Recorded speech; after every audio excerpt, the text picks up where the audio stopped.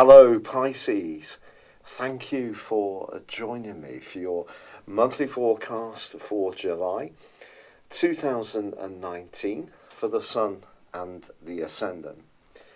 There is a massive opportunity for you on the 2nd when a solar eclipse in the sign of Cancer provides a backdrop for the last 6 months of 2019, which is very much about you manifesting your heart's desire. So this can be around your love life, it can be around your creative talents.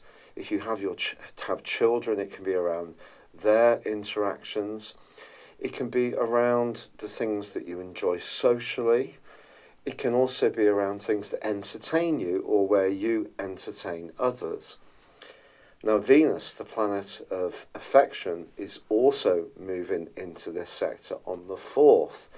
So you're given an added asset through to the 27th for you to use charm and diplomacy and a good deal of allure to attract good things to you. The direction of travel in your horoscope from a lunar viewpoint is being influenced hugely by the role of the North Node, the point of destiny, which on November the 7th last year shifted into the sign of Cancer. So the platform to demonstrate what makes you unique and different and engaging and fun and amusing to be with has been pulling in that direction for you ever since. And this month, your co-ruler of Neptune is going to be augmenting the North Node in the most special of ways. So what's not to like? Because the North Node and Neptune engaged together, this gives you an opportunity to really see the things that mean a lot to you at a heart level come into play. But there are going to be some challenges this month. But the month also sees on the 2nd, Mars, the planet of drive and of passion, move into a very practical part of your situation, joining up with Mercury.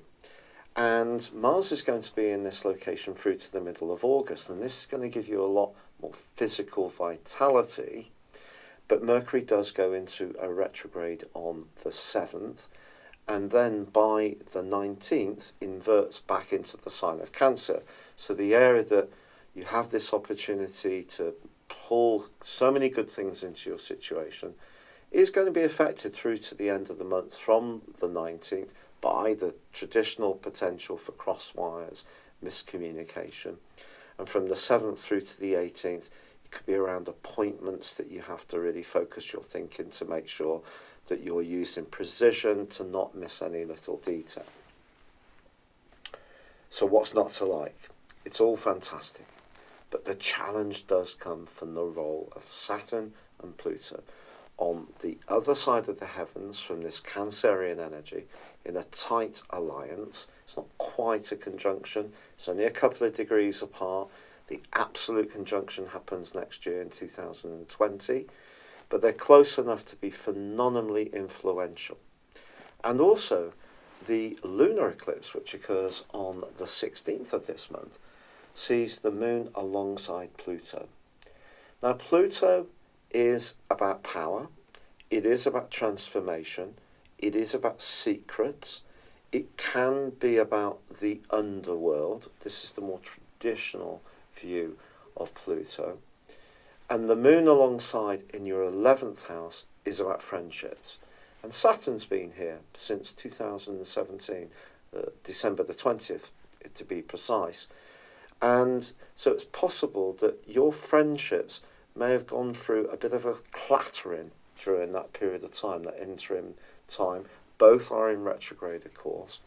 And Saturn's in an opposition with the North Node, that heart pull, that moon pull towards joyous stuff. And therefore that suggests that the reality of your direction of travel might at times have seemed that you haven't been able to quite do the things that you've wanted to do because the conditions have not always been ideal. For whatever reason, maybe fate seems to have swam a little bit against you. Perhaps other people may have seemed to you have let you down, have not necessarily lived up to your expectations, or maybe your values have actually been evolving, who you are, and your higher purpose has actually been shifting. And I think, to be honest, it's much more likely to be that.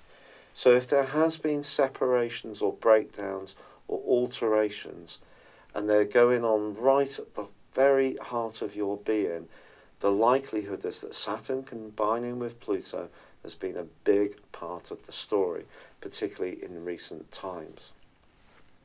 And this month, the Sun, the North Node, and Venus all go into an opposition with Saturn and Pluto. So this is very profound stuff. It's the stuff of challenge, but it's the stuff of growth. So from any kind of experience that we have in life, we can evolve, or certain parts of our existence or our activities or our interactions with certain human beings will come to a close. And that's Pluto, because Pluto is very much about transformation, but it's also about death being replaced by new life. The Sun is the new life. The Moon is obviously about your emotional feelings, the North Node. Venus is about your desire at a more feminine level, the things you're attracting to you. And Mars, of course, is in a much more practical, the masculine energy is in a much more practical zone, along with Mercury to begin with this month. So what do we make of all of this?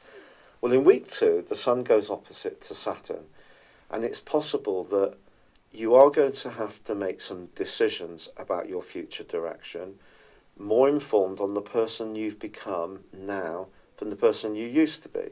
So it's even possible that something you aspired to a long time ago could completely lose its attraction.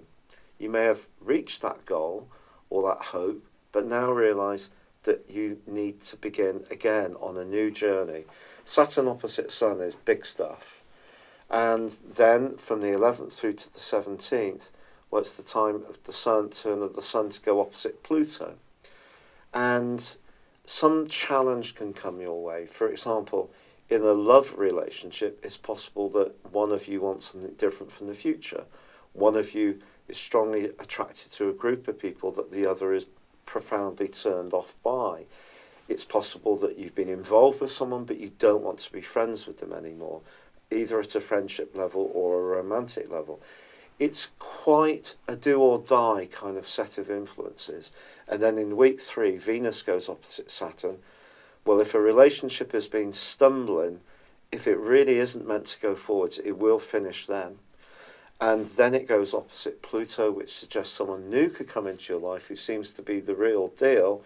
But before you think they're the bee's knees, make sure that they don't end up being the bee's bottom, because you need to get to know them better.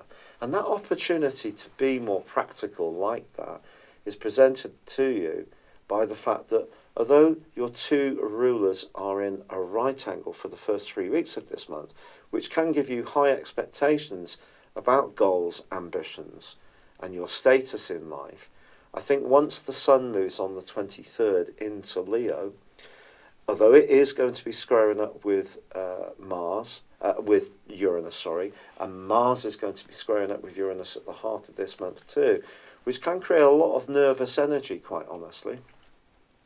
As you come to the end of the month and Venus moves into Leo on the 28th, I think you may need to simplify your life. You may need to take it out of the more romantic realms of the end of each spectrum of expectation. So the more spiritual end is where Saturn and Pluto are, and the desire end is where the Sun, Venus, and the North Node are initially, which is what you want now, what would really make you happy in the here and now.